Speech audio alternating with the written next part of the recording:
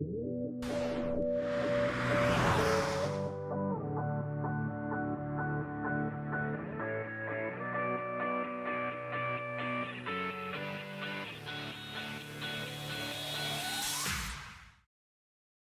my name is Ivan Kiergan. I am the founder of a company called Yesgraph. We help your company grow. This is me in the red hoodie. Before that, I was running growth at Dropbox, so saw that exponential growth. And to define growth now, I think it's just the intersection of marketing, product, and engineering. And we can get more deeply into that as we talk more. Hi, I'm Rob Matei. I'm responsible for growth at Quora. I've been there for a couple of years, and before I had a company making Facebook games, so was familiar with the kind of virality.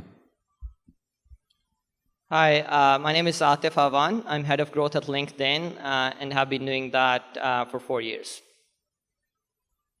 Hi, my name is Nate Mock. I'm VP of growth at Zillow, and I've been at Zillow about 10 years. Before that, I was at Microsoft. I think growth hacking is marketing, a new type of marketing that goes across product and engineering.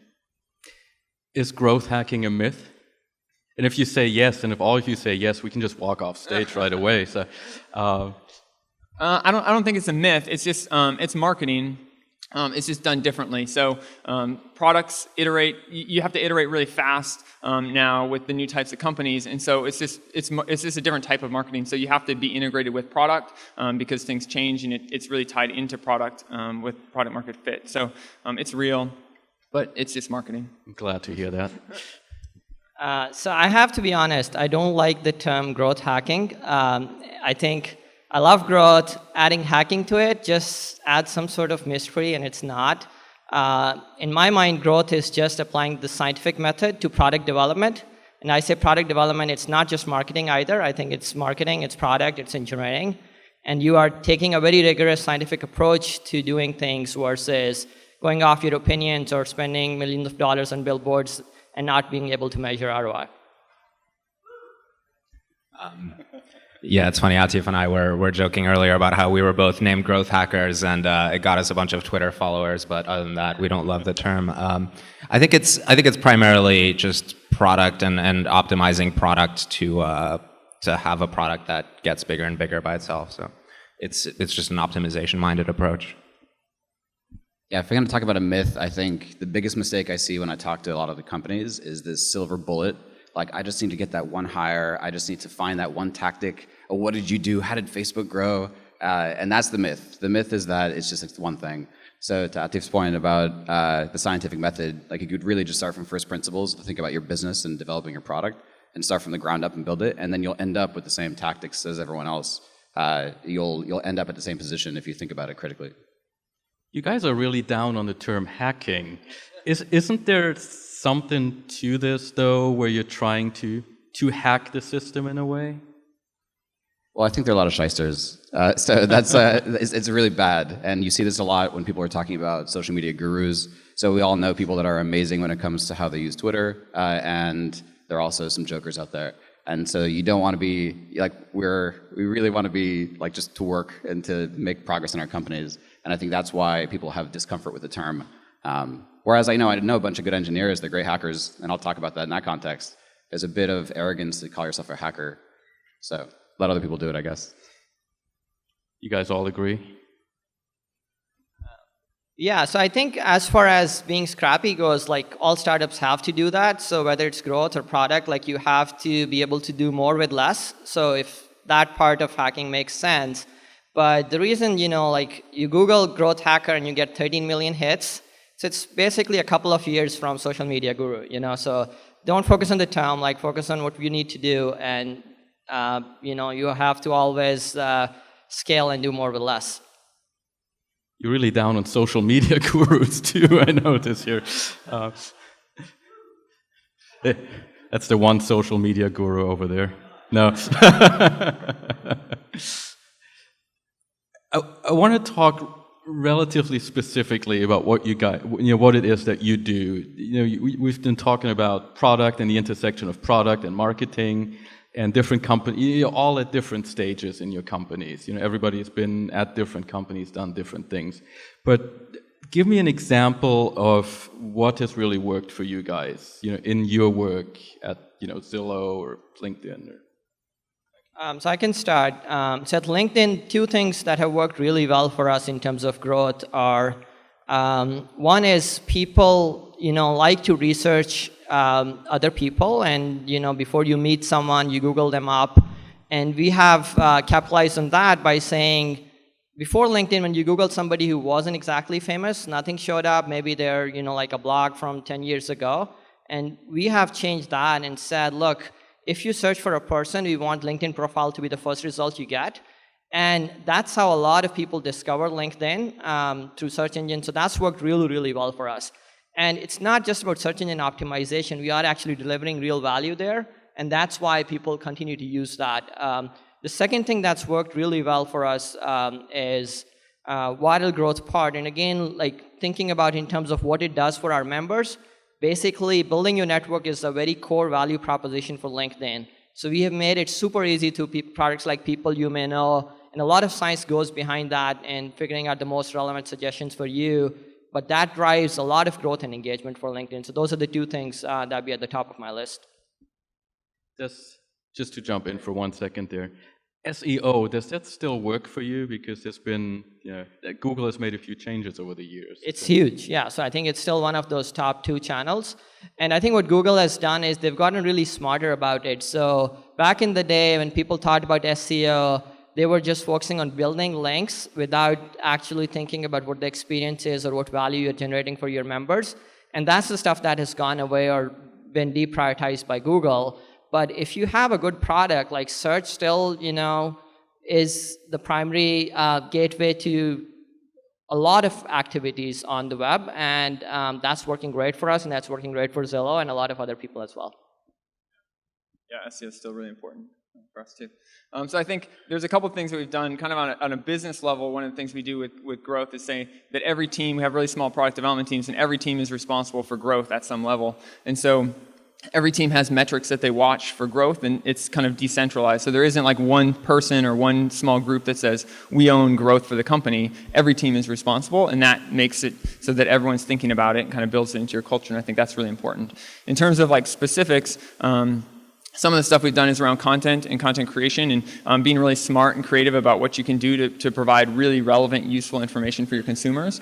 So that can be anything from like building out an econ team and doing research and publishing research or doing studies. If you have a bunch of data, you can use the data and give it back and provide insights to your customer base and become an expert. What you really want to do is become an expert in your field or your industry, and so that people, your customers come to you for information and you're giving them this information and it kind of pulls them to you. And so you can do that. If you don't have the information and can't create these insights, you can put out surveys or that kind of stuff and kind of create that. That helps a lot too. So then building trust, like reviews, those types of trust building things, lifetime guarantees, there's a million things like that. Urgency is a really hot topic now, which is trying to build urgency in your product, which is, if you see the sites, it's like 7 rooms left or 28, 50 other people are looking at this right now, or this is trending. So that's another hot area. That sounds like hacking almost. I mean, yeah. Is that urgency always real? I think sometimes it's real, sometimes it's not. I think you're trying to create that feel. I think it's just good product development. And so you can call it hacking, you can call it just creative. I mean, I think sometimes when people get creative, they say it's hacking, but it's really just good product development. So you can say either way.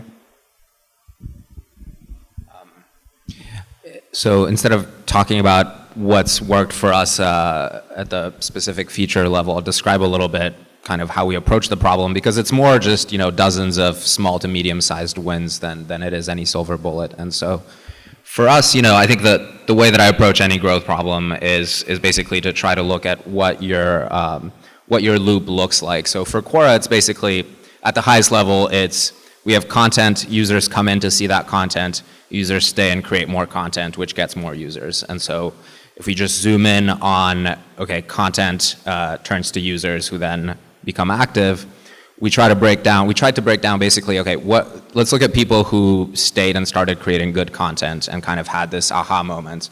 And let's try to break down what the components were of that aha moment. And so you kind of do some user research and data analysis, and it shows, the people who tend to stick around are people who set up their feed, who signed up, set up their feed, followed a couple of interests, went to their feed, saw a couple of amazing pieces of content, and went, there's a lot of really great stuff here that you can't find elsewhere on the internet.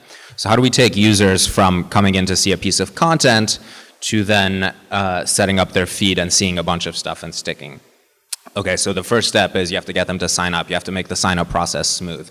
Then you have to make sure that everybody follows a minimum number of topics. Then you have to make sure that they go to their feed, because I think for a lot of content sites, I'm sure both of you guys are familiar with this, it's kind of this drive-by usage where a lot of people come, see this one thing, they don't realize that there's more there. So how do you get people to kind of go to their feeds? Then once they go to their feed, how do you make sure that you show them really good content? And so each of those, you kind of take this broad loop, you break it down into 30 sub-steps, and then you just brainstorm and optimize each of those sub-steps. And that's kind of where the hacking comes in, is like, you don't have time to take a sort of full designer approach to each of those, because that would take years. You just kind of have to say, like, okay, let's move this button over here and make it the default option. And you do that 30 times all along the growth loop, and then all of a sudden you've kind of tripled your traffic. On the concrete side, though, I can't let you get away with that. To use Quora, you're almost forcing me to sign up, right? Yeah, so we've relaxed that some recently, and we're always experimenting with it. But I think it's a tough trade-off, because our mission is to share and grow the world's knowledge, and so to have this really vast knowledge base for people. And so, in some ways you could say it's hypocritical if you can't see everything, because then you're kind of withholding that. But it's actually in the sort of long-term, so we can get more knowledge to be shared long-term by getting people to engage more, and that's sort of the quid pro quo that we've created. And Facebook did that with sort of having to log in to, like, Facebook also does it to see people's content. And so I think long-term, making people sign up to do certain things can be better for the network and can sort of get more knowledge to be shared. But we're always experimenting with that. The other part about that is email is still huge. It's an amazing re-engagement channel. And so the more email addresses you can get through signups, the better, because it's just, if you can get the right content and you can get the right message out, email is just an amazing channel for that. So. Even at this stage, when there's, Google has made a lot of changes in Gmail that kind of filter out a lot of marketing messages. Yeah, absolutely, because you're not, you should be sending your customers content and not marketing. So what you want to do is get the emails and send them really useful information. It comes back to that. You have to provide value to your consumers, and that's the core piece. But if you can get them the right information, or useful information, then the email is just an amazing channel. I mean, everyone, what do you do first thing when you wake up? You check your email, and so. It's one of our biggest engagement drivers too, and it's different because Zillow, we send housing alert updates, and so people want this content, they're dying for that. But all of our other channels are really, all the other emails we send too are really good, especially if you can get that content. While we're passing it down, LinkedIn likes to send a lot of email messages as well, right? So, we'll get to you, Ivan. Sorry. So email works well. I think one thing that you have to be cautious about it, for especially large companies, is if each product is trying to send separate emails to the same members, you can end up in situations where the member experience degrades significantly because there is too much email. So that's something, like we're really focusing on right now, and we have centralized all emails through one system. So you should see a lot of improvements coming down this year. And I think I'll echo something that others have said in the growth community about email, which is that a lot of people that build products think they're experts in this. They're really deep into most tools, and so they think, well, I don't want to be bothered, and so they don't want to be as aggressive, when you should actually be thinking about your marginal user. And if you look at the margins, then often more email helps them stick around and helps you achieve your goals as a company, whether it's building up a professional network or the world's knowledge. And so, like, from the outside, and you could generalize this to say that from the outside, it's really hard to see the trade-offs of a decision. So, for example, requiring a login or not. There's often such deep discussion within a company that people on the outside, they comment on it and they see, like, oh, I'm just annoyed that I can't log in to see this, or I need to log in, and they're just peeved. And it's often so much more complicated than that for people that get deep into building products. I'd also, just from an earlier comment about some of the stuff at Quora, I think this can be very generalized. And so we talk a lot about, different tactics like virality or email or SEO and whatnot. But I think you can very, very generalize to say you have a goal you want to hit. You have to break down a map to see exactly what the levers are to hit that goal, and then work on items that might move the needle. But then you have 1,000 more things you could do than you have time for, so you have to prioritize. And that means working scrappy. That means doing things with much less time and prioritizing. So it's really just the core of your product dev process should be all around growth.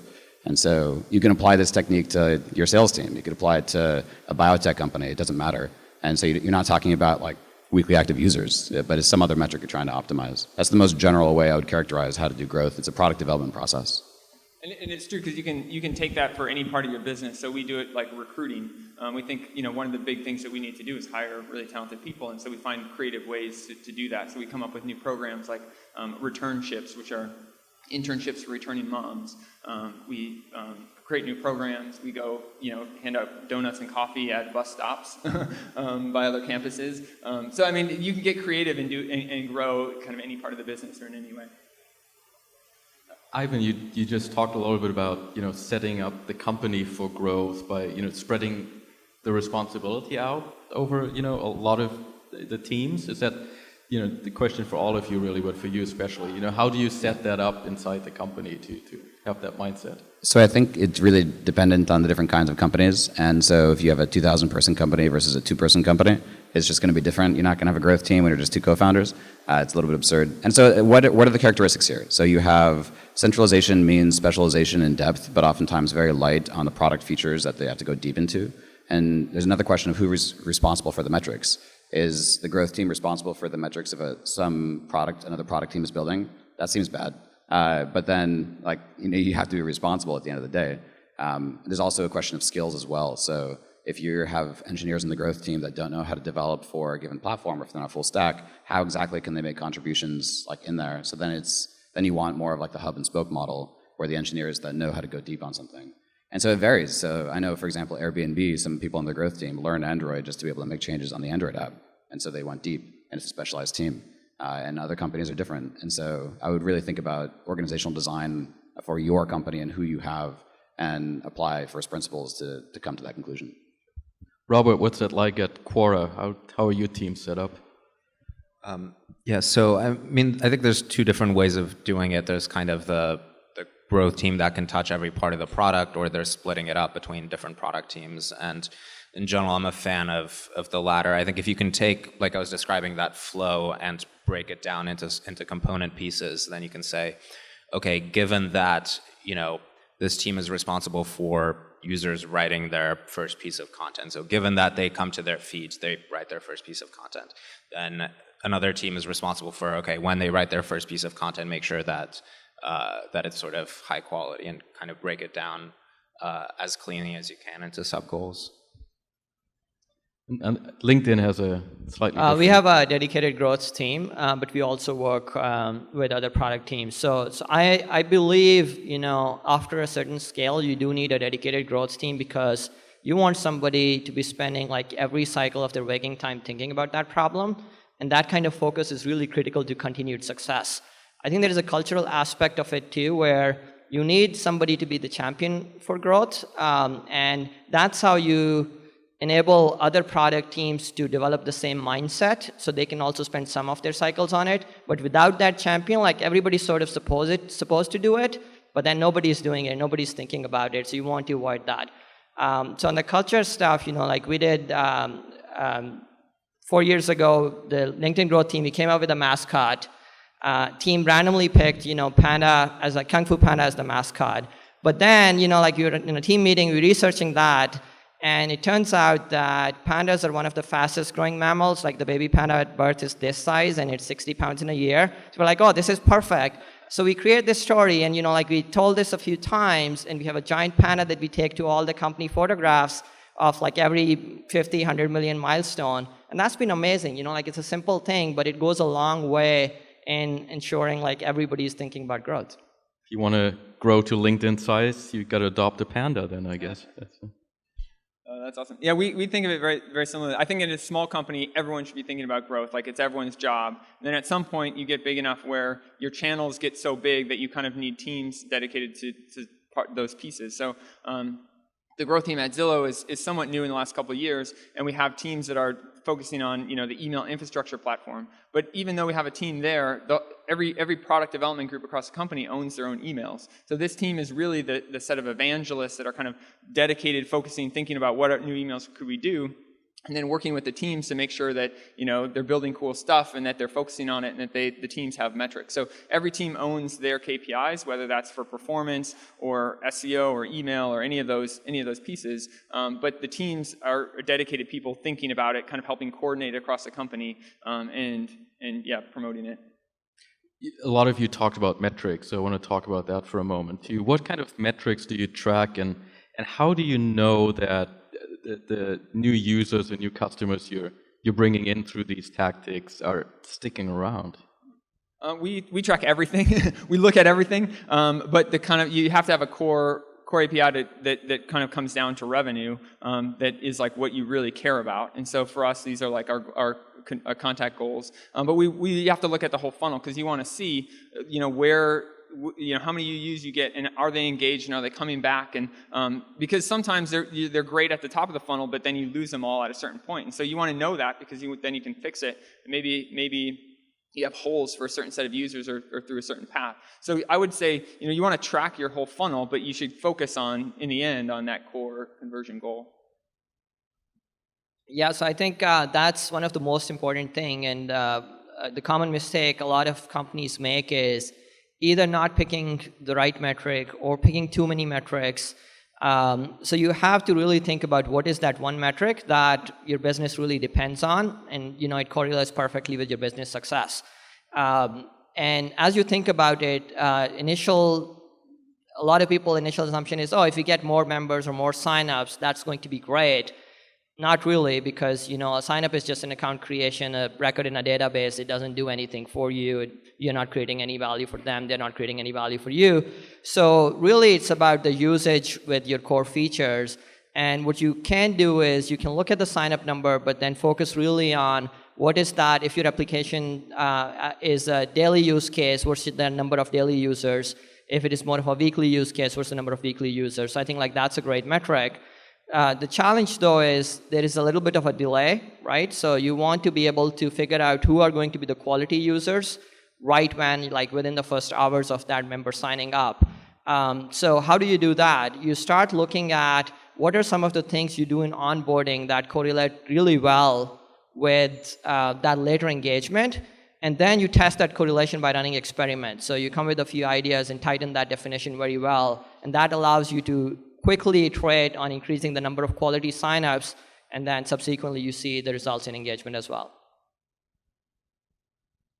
Yeah, I'll just echo what Atif said, because I think you have to think about what you want long term, and then if you do that and you define that well, you realize that you just can't measure that well short term. And so you find what's correlated with it, but you also have to bring a healthy dose of skepticism and just use the product and look at the product through user studies, because if you're just optimizing for short-term metrics, then that can lead you down some bad places. I think one really hard metrics problem that we've dealt with that I wanted to share how we think about it is, you mentioned email, and email is a great channel for getting more usage. The problem with email is that if you're just A/B testing and optimizing email, you will always A/B test your way towards sending more and more email, because you don't have a good way to kind of measure the costs and the negatives. And the costs are so people unsubscribe, but people can also just tune you out or filter you in their inbox or report you as spam, or you just hurt your brand in general. And so the way that we approach that is to basically you take the positive that you can measure. The negative, you can often not measure for these things, but you can find proxies like unsubscribe rate. They're not sufficient, so what we do is we basically just take the unsubscribe rate and we say, this is pretty coarse, but we say, okay, let's say the negative costs are 4 times the unsubscribe rate. So for each person that unsubscribes, there are 3 more that we've kind of annoyed. And then you model long-term, okay, we made this change to send more email. It gets us 10% more usage every week, but it shaves 0.5% off of the people who we can address. And then you kind of quadruple that 0.5%, and you kind of model asymptotically, long term, is the benefit worth the amount that we're kind of shaving? And so you kind of have to think about, about the unseen costs of things that you're doing like that. And I would also generalize that. I think it's great advice, is actually what I was going to mention before I brought it up. So oftentimes you'll have some conversion goal or some metric you're trying to hit, and it's very good to couple that with a quality metric that oftentimes is opposed. So you can bring up a bunch of examples like this. So you can get increased traffic, but then your conversion to sign up is lower, or you might get more app installs, but then you don't get as many retained users of the app. So whether it's email or push notifications or a change in the landing page, there are all these different changes you can have for quality. At Dropbox, we had a bunch of different metrics like that, and so we made, for example, a house ad that was one of the best sources of traffic for the business, Dropbox business for teams. And when we made that, there's two metrics we cared about. Of course, we care about the clicks on that house ad, but then we also looked at the hide rate on it. And so it's really good to couple these things, and it's not just about making the numbers go up and to the right. And generally speaking, just to talk about metrics, generally, I think you want to be able to understand how different parts of your product influence your core goal. And I really can't emphasize both of those components. The map, that's really, really important when you want to break it down. And the core goal, echoing what he was saying, it's really, really hard when you have all these numbers. It's really, really good to pick a goal. Probably the best example of this, I think, is Facebook, where when people that worked on the growth team at Facebook talk about growth, they usually don't mention the goal setting, because it's just obvious from the start. Everyone knew we want to get everyone in the world on Facebook. And that's so valuable to have everybody in the organization just really understand that. Because if you're working on some product feature on a photos page, oh, this is going to trigger a notification. It might bring somebody back into the product. That's really good for growth. And you don't have to have, this is related to the organizational design, having a good goal, a central goal, makes it easier to define exactly how to move it, but then also to distribute the task of that problem. So you need to have a mission and a panda. That helps. Yeah. It's really hard too. It's really hard to pick that goal sometimes. Take Twitter. What's their goal? Is it to get more readers, more publishers, more advertisers, more money? Do they know? And I think that's very related, actually. And you can say the same for Foursquare. You could say, you could bring it up a lot of different companies as to their ambiguities. When you have a clear mission, it's really good and easy. I'm not saying this is easy. It's super hard to come up with a goal. I'm not saying they have an easy job in front of them. I'm just saying it's hard. But you got to get everybody on board with it. So everybody needs to know what it is. So I want to +1 on the goal setting piece. I think it's really important, and that the goals can evolve. And it's almost that it's not for Facebook, they pick number of friends in the first few days as the metric, and it's not exactly important whether that was 7 or 10 or 15 that much. Of course, you want to cross some threshold, but it's more about figuring a number that the entire team can get behind, and then you drive towards that. That brings so much focus and so much energy from the team into that, and it's underappreciated how valuable that is for teams. And then over time, you want to change your goals, right? So there is the core onboarding goal, but then you can set a separate goal for engagement as well, and deepen the engagement for the product and have a dedicated team focus on that. Yeah, I agree with that. And I think it's really important then for that growth team to be tracking and giving that feedback back constantly to the teams so that they encourage them to keep working on it. And to your point too about that feedback loop and figuring out what is that we think about that must-have feature. What's that thing that you want that first-time user to get to and experience as soon as possible, right? And Facebook was saying, look, you have to get so many users because we know that unless you have so many friends, you're just going to drop out. And so testing to figure out what is that one thing that the people who typically stay with your product do in that first session, in that first usage or first session is super critical, and then kind of really targeting and optimizing how do we get that person to experience that as soon as possible in their first session. I just want to get back to tools a little bit too. You talked about email earlier on. What's kind of new? What's the hot topic in the growth hacker community? What are the new methods or tools, or what's hip and exciting? Well, I think it's interesting to try and find new ways to use the tools too. So not just necessarily new tools, but for example, at Zillow, we use Twitter. We tweet a lot, but we were the first ones to do our investment earnings on Twitter, and so we took questions on Twitter, and that got a ton of PR. And I mean, it wasn't anything special. We wrote about that. You know what I mean? And so I mean, it was cool because it was different, but I mean, it was just a different use of an existing channel. And so I think there's a lot of things you can do in that space. Another example is with PR, we did a bunch of live streaming videos with government officials. So again, this is trying to get content out. So we did a bunch of interviews with HUD folks and stuff like that. And that got enough PR that we then did the first live streaming video with President Obama. So our CEO interviewed the president, and that's the first time that's ever happened where it wasn't on air, it was just live streamed. And so I think there's a bunch of stuff you can do in existing channels, just thinking about them in new ways. Is Twitter a channel that works for you? Because people have different opinions when it comes to Twitter's usefulness. Yeah, I mean, we like Twitter a lot. We use it to kind of to share information and connect with our users. Not so much, we don't advertise as much there, but I think that we have different uses for each of our channels. So the way that we interact with users on Facebook is very different than how we interact with them on Twitter. And they're different users and they like different content. So you have to figure out what content works for each of your channels because it's very different the type of stuff that we may put on Facebook versus in email versus on Twitter. They're done. They're ready. They want a drink.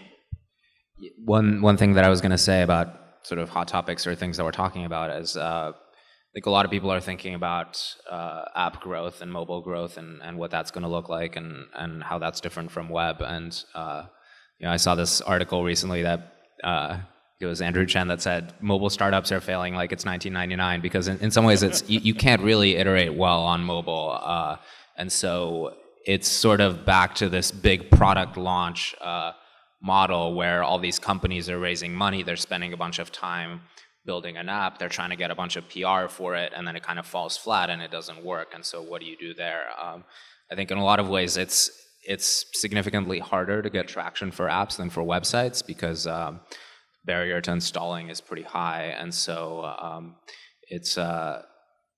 I think that there aren't really any silver bullets. There's a couple of patterns that I've noticed work in apps, but in general, it's hard to get traction there. What's one example of a pattern that worked? We got to almost wrap, so if you can just keep it short. But what works for apps? Yeah, so I would say that there's basically three types of apps that I've seen take off. The first and probably biggest category is just these social interaction apps where you need friends to kind of make it work. So Snapchat is an example. You install Snapchat, you need friends.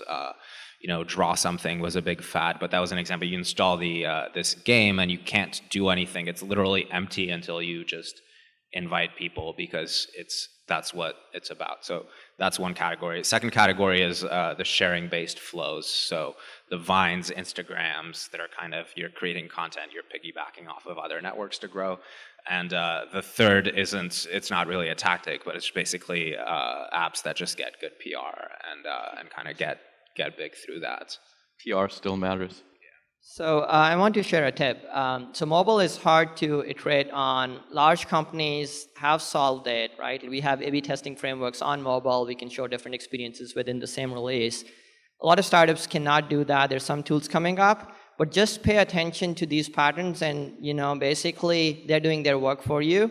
So if you are regularly going through those experiences, taking screenshots and notice what is changing, whatever is changing, it's winning. So you can just copy a lot of that and benefit from that. So I think that's the tip that I've seen, smaller companies that do that really well gain a lot of value out of.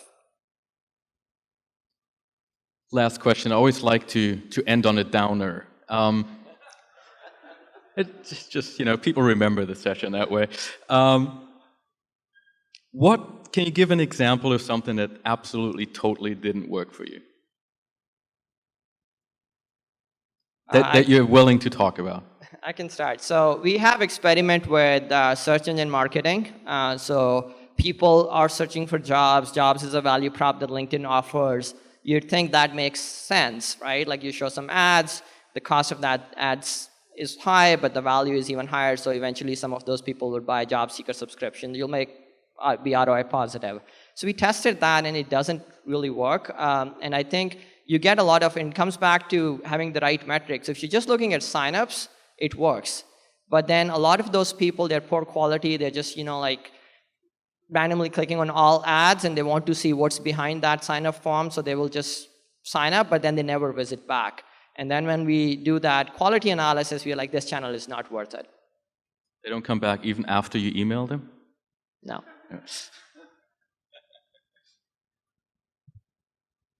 Yeah. Maybe this is turning that frown upside down, because we talk a lot about testing, and just to say that the day-to-day work of growth is often running a bunch of tests, and so many of them fail.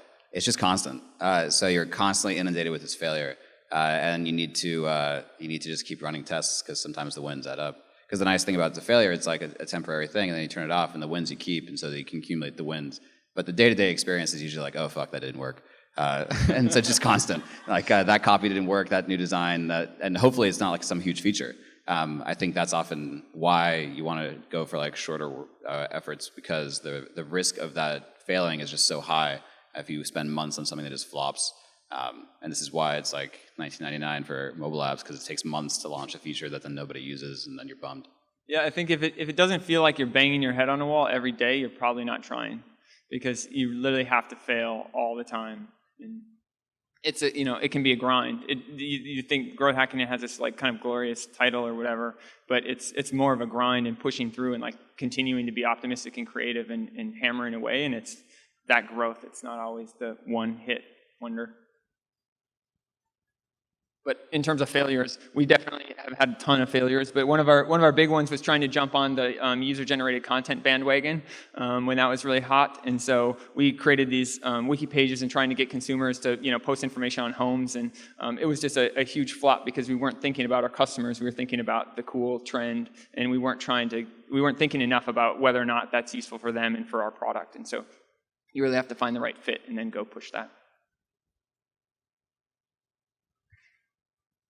Nothing at Quora ever failed? No, pretty much all of our tests are successful. I think I would say, look, you can minimize the cost of failure if you just if you try a bunch of things, and the way that I would approach the problem, and that I do generally, is to just brainstorm a bunch of variants, and you kind of look at them, and you have to look at them from the perspective of kind of an attention-starved internet user. So, you glaze at it for 3 seconds, and you think, would I click this, or would I not? And actually, if you look at it with that mindset of, if I was a random person on the internet, do I think I would click this? Your instincts will be right a lot of the time. Like, if it's not grabbing your attention, if it's not providing immediate value, and it's not like, ooh, I want to click that button, then probably people won't do it. So. All right, on that happy note, thank you guys.